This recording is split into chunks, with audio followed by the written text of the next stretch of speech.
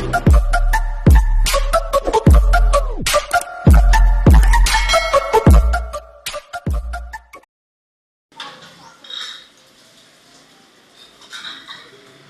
guys, good morning. Dito tayo sa Parikoy, lutong bahay na restaurant. Tayo ay mag-vlog muna habang wala pang tao.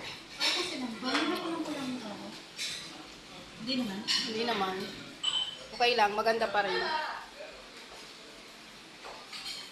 Dito po ay pwedeng magpakasal. Dito po ang kainan.